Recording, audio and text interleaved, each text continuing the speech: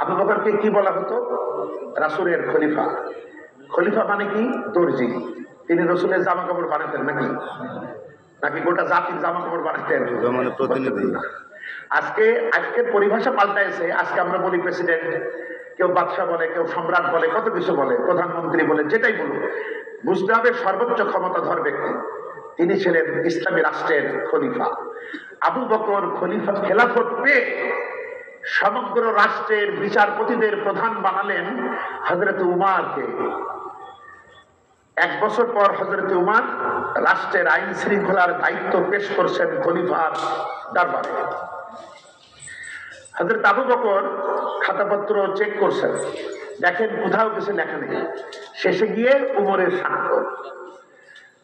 খলিফা অবাক হয়ে বলছে, উমার এটা কি? বলছে, আপনার চাকরি আর করতাম না, কোনো কাজ নাই, শুধু বসে বসে বেতন খাই, এইরকম বেতন তো আমার জন্য হালাল হবে না, আপনার চাকরি নেন, আমি চলে যাচ্ছি। হযরত আবু বকর বলছেন, ওমর এ কেমন কথা? এরকম কথা কেন বলো? বলছে, 1টা বছর আপনার এই রাষ্ট্রে প্রধান বিচারপতির দায়িত্ব পালন করলাম, 2টি মানুষ 1 বছরে পেলাম না, একজন বাদী অপরজন বিবাদী, যে দুজন এসে আমার দরবারে মামলা দায়ের করবে। সুবহানাল্লাহ পড়বেন না? মাত্র 11 বছরে কি হয়েছে দেখেন, কিভাবে কবুল হয়েছে, তাদের দুনিয়া সুন্দর ছিল কিনা। হযরত আবু বকর প্রশ্ন করছেন, উমর এমন কেন হলো? হযরত উমর বলছেন, এই সমগ্র দেশবাসীর আদর্শ হলো আদ-দীনুন নাসিহা। এরা পরস্পরের কল্যাণ কামনা করে, কেউ কারো কল্যাণ কামনা করে না। এদের এক ভাই যখন অসুস্থ হয় 10 জন ছুটে আসে সেবা করার জন্য। সুবহানাল্লাহ। এদের কারো যদি একটা যানবাহন লাগে, কোনো ঘোড়া কিংবা উট, প্রতিবেশীরা এসে বলে, তুই আমারটা নে, তুই আমারটা নে। এরা যখন লাঙল চাষ করে, লাঙলের ফলা যখন অন্যের আইলের সীমানায় যায়, তখন লাঙল আর সামনে এগোয় না, ব্যাক গিয়ার মারে। হে রাসূলুল্লাহর খলিফা আবু বকর, এই যখন গোটা জাতির অবস্থা, এবার আপনি বলেন কোন দুঃখে এরা একজন আরেকজনের বিরুদ্ধে মামলা দায়ের করবে? সুবহানাল্লাহ, আল্লাহু আকবার। বন্ধুরা, তাদের দুনিয়া সুন্দর ছিল, তাদের আখিরাতও সুন্দর। আমরা চাই কিনা সংস্কারের মাধ্যমে, নিরপেক্ষ নির্বাচনের মাধ্যমে আবার এই দেশে সেই সব নেতারা দায়িত্ব পালন করুক যাদের বুকের ভিতরে আছে আল কোরআন, ঠিক কিনা বলেন? যাদের চিন্তা চেতনায় আছে তাকওয়া, ঠিক কিনা বলেন? কোন নেতা আজও বলেছে যে প্রতিবেশী দেশটারে সাধারণ মনে কইরো না, ওটা বিরাট রাঘব বোয়াল, আমরা জানি, কিন্তু ভয় পাও কেন? ভয় পাও তোমরা তাকওয়াবিহীন আদমশুমারির মুসলিম। তাই যদি ভিতরে ঈমান আর তাকওয়া থাকে, ওইগুলাকে আঙুলে গোনার সময় আমাদের নাই।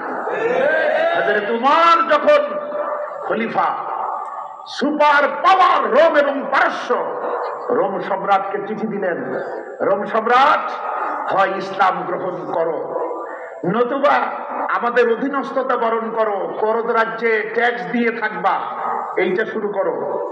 এই দুটির একটাও যদি তোমার ভালো না লাগে, তৈরি হও, তোমার বিরুদ্ধে আমি এমন এক বাহিনী পাঠাবো, তোমাদের কাছে পৃথিবীতে বেঁচে থাকা যত প্রিয়, আমার এই বাহিনীর কাছে মৃত্যু তার থেকে বেশি প্রিয়।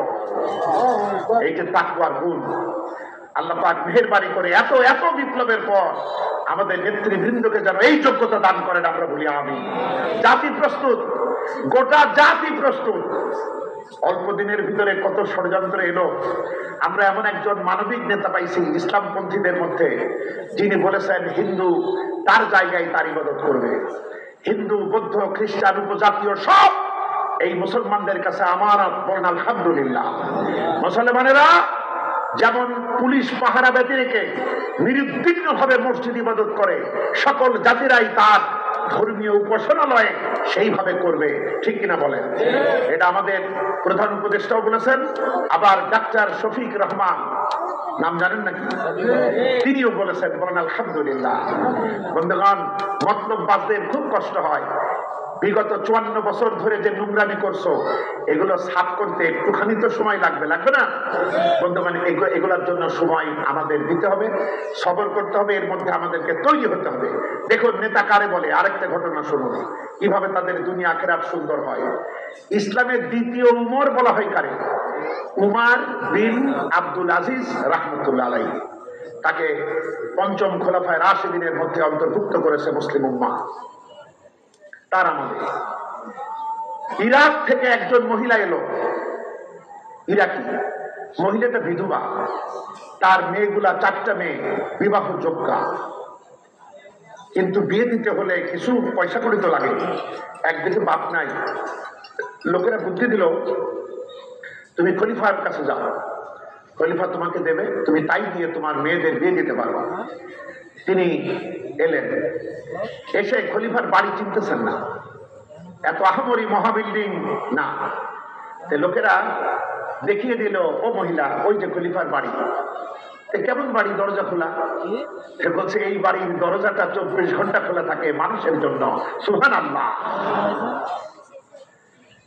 মহিলা ঢুকলো, ঢুকে তার অবাক হবার পালা। সে চতুর্দিকে তাকে দেখে কোথাও কোনো নামি দামি কিছু নাই।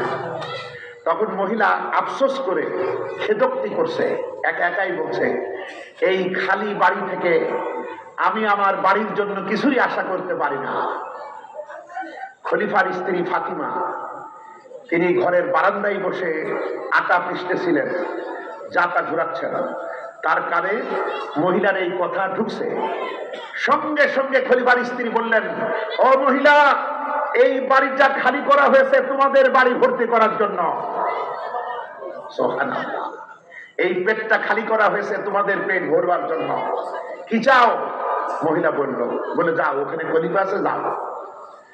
খলিফা একজন মহিলা আসতে দেখে খলিফার সামনে একটা ল্যাম্প জ্বলছিল, একটা মোমবাতি অথবা ওই রকম যা সে জামানায় ছিল। খলিফা আলোটা নিভাই দিল।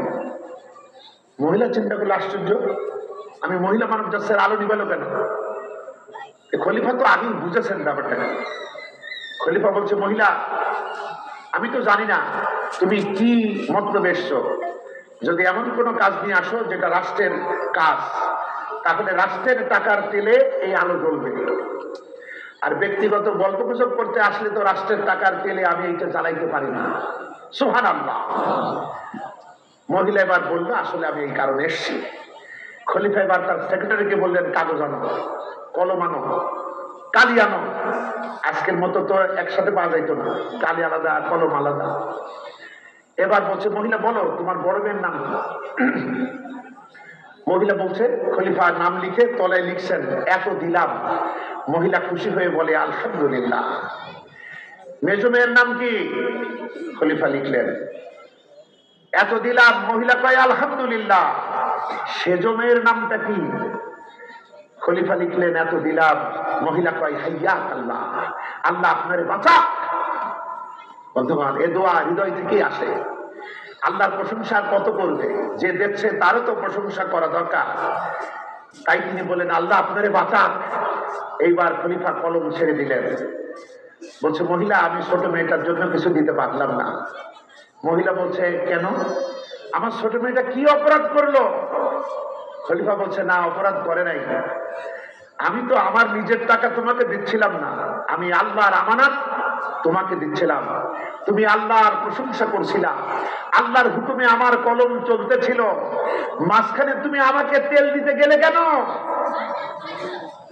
আমি আর দিতে পারবো না। তবে ভয় নাই, 3 মেয়েকে যা দিলাম ওরা একটু শেয়ার করলে ছোট বোনটার বিয়ে হয়ে যাবে। বন্ধুগণ, ওদের দুনিয়া সুন্দর হবে না। ওরা চারিপাশে চামচা নিয়ে ঘুরতো না, তৈলবিদদের নিয়ে ঘুরতো না।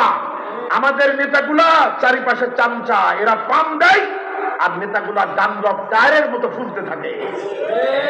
বন্ধুগণ, আমরা নামাজে শিখি না, আমাদের শ্রদ্ধা ইমাম যদি ভুল করে নামাজে কোনো কথা কওয়া যায় না, কিন্তু ইমাম যদি ভুল করে তাহলে লোকমা দাও, ঠিক কিনা বলেন? এটাই আদব। এই লোকমা কি ইমাম সাহেবের কানের কাছে গিয়ে গোপনে দিতে হয়? জোরে। সুতরাং আমরা সেই জাতি, এতটুকু ভুল আমরা সহ্য করি না, নামাজের ভিতরেও না। যেখানে কথা বলা যায় না সেখানে কথা বলতে হয়। বন্ধুগণ, আমরা এরকম নেতা চাই। বন্ধু, আজকে তাদের দুনিয়া তো এই জন্যই সুন্দর হয়েছে, তারা এগুলো পছন্দ করতো না। দুইটা রুটি, দুইটা বানর একটা রুটি চুরি করছিল। কয়টা? দুইটা বানরই রুটির পক্ষে। এখন ভাগ করবে কে? রুটি তো একটা, নিরপেক্ষ দরকার। তখন দুজনে বললো, চলো আমাদের বড় ভাই, আমাদের মিয়া ভাই হনুমানজির কাছে যায়, উনি ভাগ করে দেবেন। গেল। হনুমানজি বললে, এই কাজই তো আমার, দেখ। এইবার একটা করে কামড় দেয়, অসমান ভাগ হয়, হয়নি। আবার এদিক কামড়, আস্তে করে ঢুকায় দেয় এই নিরপেক্ষ গোড়াও, মহাপবিত্র মাইজ ভান্ডার শরীর। এটা হলো মাঝের ভান্ডার। তো এই জন্য বললাম, এরপরে পুরা রুটি শেষ। দুই বানর বলছে, মিয়া ভাই কি করলেন? আমাদের বিশ্বাস নিয়ে তামাশা খেলে বলছে, না আমি তো যুক্তিপূর্ণ কাজ করেছি। তার মানে বলছে, অর্ধেক রুটিতে তোর পেট ভরবে, তোর পেট এতটুকু আর আমার পেট এত বড়। অর্ধেক রুটিতে যদি তোর পেট ভরে, আমার পেটটা ভরতে একটা রুটি লাগে না? বলছে, তা তো বটি। বলছে, তাহলে তো আমি যুক্তিপূর্ণ কাজই করছি। বন্ধুগণ, বানরেরা ঠকলো কেন? বানরেরা ঠকলো এজন্য, বানরেরা তার রুটি রুজি ভাগের দায়িত্ব দিল এমন এক ব্যক্তির হাতে, যার পেট বানরের চাইতে বড়। বিশ্ব মানবতা ঠকছে কেন? কারণ এদের খাদ্য, বস্ত্র, শিক্ষা, চিকিৎসা, বাসস্থান, এই মৌলিক চাহিদাগুলো বন্টনের দায়িত্ব যাদের হাতে দেয়, তাদের পেট জনগণের চাইতে বড়। বানরেরা ঠকতো না।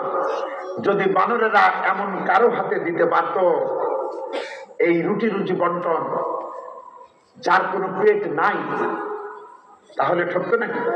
পেট নাই একজন, আল্লাহ, আল্লাহর কোনো অভাব নাই, তার কোনো প্রয়োজন নাই, তার কোনো ক্ষুধা নাই। আজকে বিশ্ব মানবতা যদি সেই আল্লাহর আইনের সামনে মাথা নত করতে পারে, আর এই আইনে বিশ্বাসী নেতাদেরকে মেনে নিতে পারেন, তাহলে আবার সারা দুনিয়া তার অধিকার ফিরে পাবে, মানব অধিকার ফিরে পাবে, ন্যায্য অধিকার ফিরে পাবে। বলেন আলহামদুলিল্লাহ।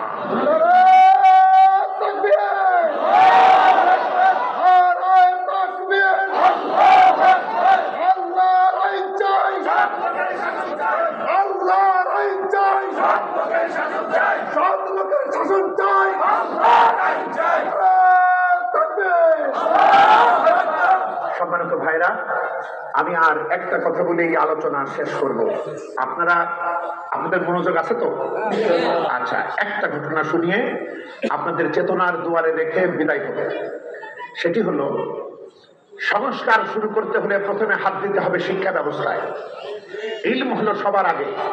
ইলম ঠিক হলে ইমানও ঠিক হবে, ইমান ঠিক হলে আমলও ঠিক হবে। কিন্তু বারে বারে বছর বছর আমাদের পাঠ্যপুস্তক দিয়ে যে সমস্ত সিনেমিনি খেলা হয়, এটা এ জাতি আর মানবে না। ঠিক কিনা বলেন? আল্লাহর মেহেরবানি, মাঝখানে এবারও কিছু হয়েছিল, যার জন্য একটু সময় লাগছে। আশা করি দায়িত্বশীলরা কথা শুনছে, আশা করি সমাধান হবে। আমি যেটা বলতে চাই, দেখুন, ইচ্ছা করলে কত ভালো করা যায়, ইচ্ছা করলে কত ভালো করা যায়। আজকে ছেলেটা মুসলমানের কিনা চেনা যায় না, কিন্তু চেনা যাবে, চেনা যাবে। আমরা ছোটবেলায় শিখেছিলাম অঙ্কের নামে সুদের অঙ্ক। 100 টাকায় 1 বছরে 50 টাকা সুদ হইলে 1 লক্ষ টাকার 1 বছরের সুদ কত? ওই দিনই আমরা ছোটবেলায় বুঝেছি সুদ যত খাবো তত লাভ। কিন্তু অঙ্ক তো এরকম হতে পারতো, 100 টাকায় 1 বছরে 2.5 টাকা জাকাত হইলে 1 লক্ষ টাকার 1 বছরের জাকাত কত? অঙ্কও শিখতাম, জাকাতও শিখতাম। মধ্যপ্রাচ্যের দেশের একবার একটা বই দেখলাম, তাদের শিক্ষা ব্যবস্থা বেশ আগে দেখছি। সেখানে ছোটরা তো কার্টুন দেখলে মজা পায়, ছবি দেখলে মজা পায়। ওখানেও কার্টুনের আকারে কিছু ছবি আছে, বিকৃত আকারের ছবি, ওদের মজা পাওয়ার জন্য। দেখেন কি মন দিয়ে শুনছে বাচ্চাগুলো, দেখছেন? ওই দেখেন ভিডিও করছে। আর আপনারা মসজিদে গেলে বকেন, ওরা বলে হইচই করে। বন্ধুগণ, সেখানে একটা ছবি আছে, বিরাট একটা গাছ, গাছের উপরে একটা মোরগ বসা, আর গাছের নিচে একটা শেয়াল বসা, শ্রীগাল শেয়াল। এরপরে গল্প শুরু হলো। শিয়াল দূর থেকে আসছে, এসে হঠাৎ করে চোখ গিয়েছে মগডালে মোরগ বসা। এবার জিহ্বায় পানি আসছে, ক্ষুধা লাগছে, বুদ্ধি একটা তৈরি করে ফেললো। ফেলে শিয়াল এসে বলছে, মোরগ ভাই আসসালামু আলাইকুম। আপনারা আবার জবাব দিয়ে না। মোরগ বলছে ওয়ালাইকুম সালাম। এবং শিয়াল বলছে, মোরগ ভাই কেমন আছো? বলছে আলহামদুলিল্লাহ ভালো আছি। এ বলছে, মোরগ ভাই রাসূলের সুন্নাত পরস্পরের শান্তি কামনা করা কত ফায়দা। আজ দেখো রাসূলের সুন্নতের উপরে আমরা দুজন আমল করলাম। রাসূলের তো আরো সুন্নত আছে, সেটা হলো দুই জনের দেখা হলে একটু মুসাফা করতে হয়, অনেকদিন পর দেখা হলে একটু কোলাকুলি করতে হয়। যে তুমি এত দূরে আসো, কেমনে আমি মুসাফা করব, কেমনে কোলাকুলি করব, তুমি একটু নামো না।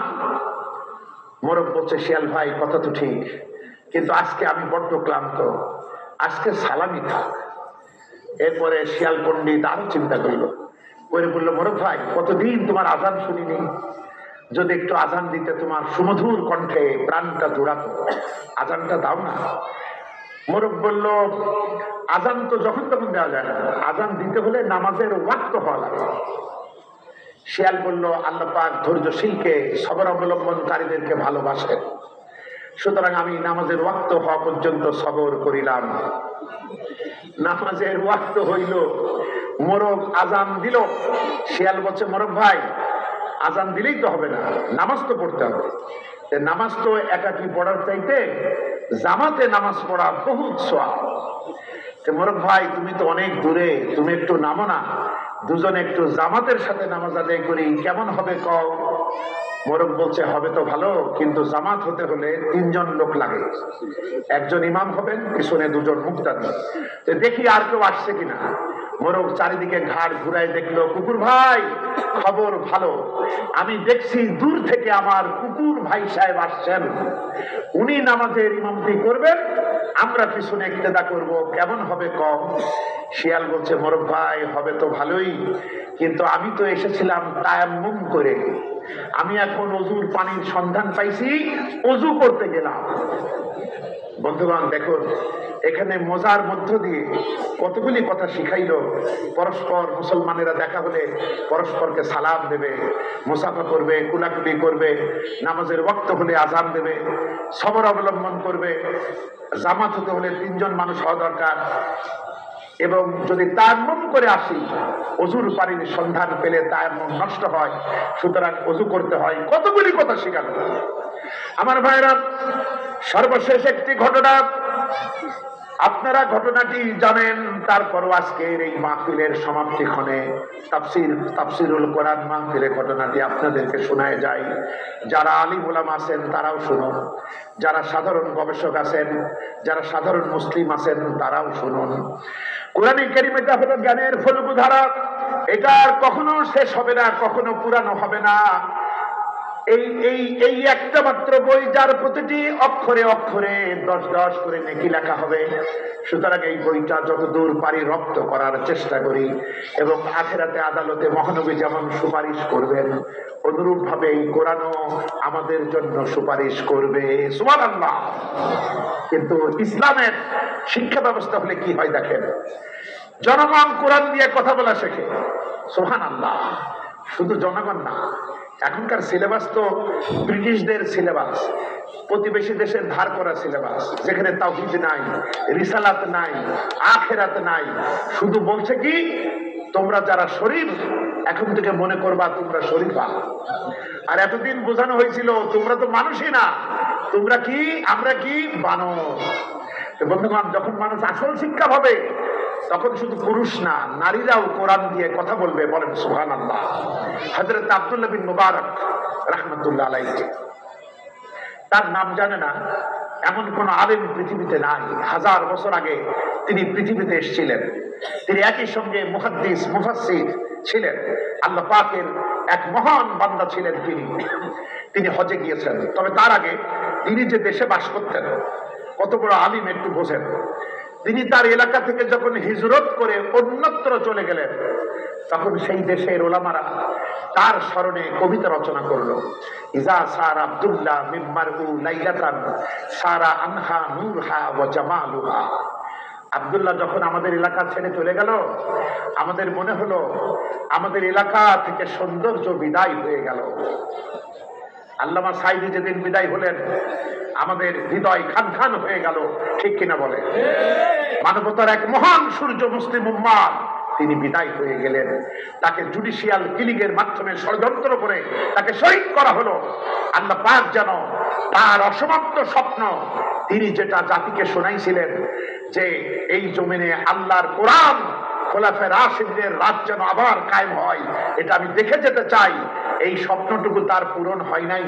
আমরা চাই তার সেই স্বপ্ন পূরণে ঐক্যবদ্ধ ভূমিকা রাখতে পারি, যাতে আল্লাহ যেন তারে সেই জান্নাত থেকে যেন এই দৃশ্য দেখায়। আমরা বলি আমিন। আমার ভাইরা, আমার মা বোনেরা শুনুন, সেই দেশের ওলামারা আরো কবিতা রচনা করলো। ইযা যুকিরাল আখিয়ারু ফি বালদাতিন ফাহুম আনজুমুন ওয়া আনতা হিলালুহা। আমরা ওলামারা ছিলেন আকাশের তারার মতো, আর আব্দুল্লাহ বিন মুবারক রাহমাতুল্লাহ আলাইহি ছিলেন আকাশের পূর্ণিমার চাঁদের মতো। সুবহানাল্লাহ। হজের মৌসুম, আব্দুল বিন মুবারক হজে গিয়েছেন। হজ শেষ হয়ে গেল, লোকেরা বাড়ি ফিরে যেতেছে, কিন্তু যারা আল্লাহওয়ালা লোক হন তারা তাৎক্ষণিক বাড়িতে ফেরেন না। এত নাতিপুতির কথা তো মনে পড়ে না, বরং তারা বুঝতে পারেন যে হাট বাজারের ভিতরে প্রেম ভালোবাসা জমে না। এই প্রেম ভালোবাসা আল্লাহর সাথে বন্ধন দৃঢ় করতে হলে কাবা শরীফকে নিরিবিলি পাইতে হবে। সুবহানাল্লাহ। তাই সবাই বাড়ি যায়, আর এবার কাবা শরীফ নিরিবিলি হচ্ছে। হযরত আব্দুল্লাহ কাবার দিকে এগোচ্ছেন। কাবা শরীফের কাছাকাছি হয়ে দেখেন কাবা শরীফের ছায়ার আড়ালে একজন মহিলা চাদর মুড়ি দিয়ে শুয়ে আছেন। তিনি চিন্তা করলেন, মহিলা কি মারা গেল নাকি? মহিলা তো এখানে থাকার কথা না, শুয়ে থাকার কথা না। এই মহিলা এভাবে একাকী পড়ে আছে কেন? এটা বুঝবার জন্য আব্দুল্লাহ তাকে সালাম দিলেন। আসসালামু আলাইকুম। সালামের জবাব ওয়া আলাইকুমুস সালাম না হয়ে ওই মহিলা কোরআনে কারিমে সূরা ইয়াসিনের 58 নম্বর আয়াত থেকে সালামের জবাব দিলেন, সালামুন কাওলাম মির রাব্বির রাহিম। পরওয়ারদিগারের পক্ষ থেকে তোমার উপরে শান্তি বর্ষিত হোক। হযরত আব্দুল্লাহ বিন মুবারক থমকে গেলেন। এরকম জবাব তো শুনি নাই। তিনি প্রশ্ন করলেন, আম্মা, হজ শেষ হয়ে গিয়েছে, লোকেরা বাড়ি চলে যায়, আপনি এখানে একাকী কেন পড়ে আছেন? ওই মহিলা এই প্রশ্নের জবাবে সূরাতুল আরাফের 186 নম্বর আয়াত থেকে জবাব দিলেন, মাইয়ুদলিলিল্লাহু ফালা হাদিয়া লা। আল্লাহ রাব্বুল আলামিন যাকে পথ হারা করেন, তুমি তার জন্য কোনো পথ পাইতে পারো না। এই কথার মাধ্যমে মহিলা বলতে চাইলো, আমি পথ হারিয়ে ফেলেছি, আমাকে এখন কে আর পথ দেখাবে? আমি তো পথ হারিয়ে ফেলেছি। হযরত আব্দুল্লাহ প্রশ্ন করছেন, আম্মা, কতদিন হলো আপনি পথ হারা অবস্থায় এইভাবে পড়ে আছেন? ওই মহিলা তখন কোরআনে কারিমে সূরা মারইয়ামের 10 নম্বর আয়াত তেলাওয়াত করে দিনের কথাও ঘোষণা করলো। মহিলা পড়ল, সাওয়িয়া। 3 দিন চলে গেছে, 3 রাত চলে গেছে, আমি পথের অবস্থায় এখানে পড়ে আছি। হযরত আব্দুল্লাহ প্রশ্ন করলেন, আম্মা, এতদিন হলো ক্ষুধা লাগলে খাবার কি খান? এই প্রশ্নের জবাবে মহিলা সূরাতুশ শুআরার 79 নম্বর আয়াত থেকে তেলাওয়াত করলো,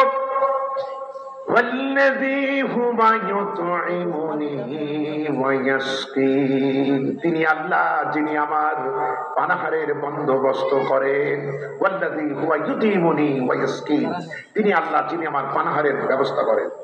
হযরত আব্দুল্লাহ প্রশ্ন করলেন, কি নাকি খেয়েছেন? আমার কাছে খাবার আছে, এই খাবারটুকু খান। ওই মহিলা এই প্রস্তাবের জবাবে কোরআনে কারীমের সূরাতুল বাকারার 187 নম্বর আয়াত থেকে তেলাওয়াত করে আপত্তি জানালেন, সুম্মা আতিম্মুস সিয়ামা ইলাল লাইল। সন্ধ্যা হওয়া পর্যন্ত তোমরা রোজাকে পূর্ণ করো। অর্থাৎ মহিলা বলতে চাইলো, আমি রোজা রাখছি, সন্ধ্যার আগে আমি কিছু খাবো না। হযরত আব্দুল্লাহ বললেন, আম্মা, এটা তো ফরজ রোজা নয়, আর সফরের হালতে ফরজ রোজাও তো বাদ দেওয়া যায়। আপনি কি নাকি খেয়েছেন, এই খাবারটুকু খান। ওই মহিলা এবার সূরাতুল বাকারার 184 নম্বর আয়াত থেকে তেলাওয়াত করে পুনরায় আপত্তি জানালো, ওয়া আনতাসুমু খায়রুল লাকুম ইন কুনতুম তা'লামুন। এরপরও যদি তোমরা রোজা রাখো তাহলে তোমরা পুরস্কৃত হবে, সুতরাং আমি রোজা রাখলে পুরস্কার পাবো, আমি তোমার খাবারের লোভে রোজা ভাঙবো কেন? হযরত আব্দুল্লাহ চিন্তা করলেন, এটা তো যেমন তেমন মহিলা না, কখনোই সে তার মাতৃভাষায় কথা বলে না। তখন তিনি বললেন, আম্মা আপনার বাড়ি কই? মহিলা তখন কোরআনে কারীমের 17 নম্বর সূরা সূরা বানী ইসরাঈলের প্রথম আয়াতটা তেলাওয়াত করে বাড়ির লোকেশন বলল, সুবহানাল্লাযী আসরা বিআবদিহি লাইলাম মিনাল মাসজিদিল হারামি ইলাল মাসজিদিল আকসা। পবিত্র সেই সত্তা যিনি তার বান্দাকে রাতের একটা অংশে সফর করিয়েছিলেন মসজিদুল হারাম থেকে মসজিদুল আকসা পর্যন্ত। এই আয়াতে কারিমা তেলাওয়াত করে মহিলা বলতে চাইলো, আমি মসজিদুল হারামে এসেছিলাম হজ করার জন্য, বাড়ি আমার মসজিদুল আকসার কাছে জেরুজালেমে। হযরত আব্দুল্লাহ চিন্তা করলেন, এত বড় একজন বিদেশী মহিলাকে এইভাবে বিপদের মুখে ফেলে যাওয়া ঠিক হবে না। আমি তার দিনী ভাই, সে আমার দিনী বোন। আমি যখন বুঝলাম তার সমস্যা, তখন আমার উপরে ওয়াজিব তার বাড়ি পর্যন্ত পৌঁছে দিয়ে আসা। তাই হযরত আব্দুল্লাহ প্রস্তাব দিলেন, আম্মা আপনি যদি রাজি হন, আমি আপনাকে আমার উটের উপরে করে আপনার বাড়ি পর্যন্ত পৌঁছে দিয়ে আসি।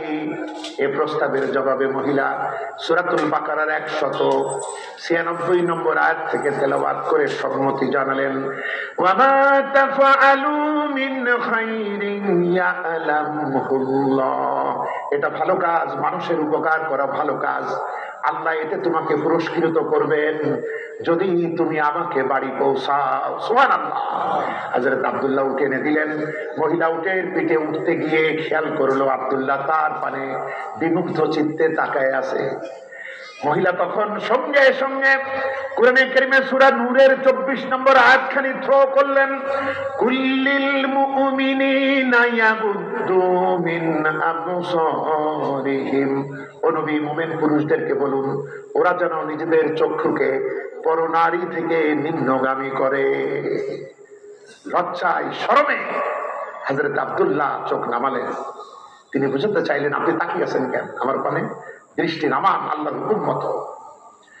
এবার হযরত আব্দুল বিন মুবারক উঠের মালিক হয়ে রাখালে পরিণত হলেন। ইলমের সামনে কত মর্যাদা, মহিলা উঠের উপরে আরাম করে বসলো।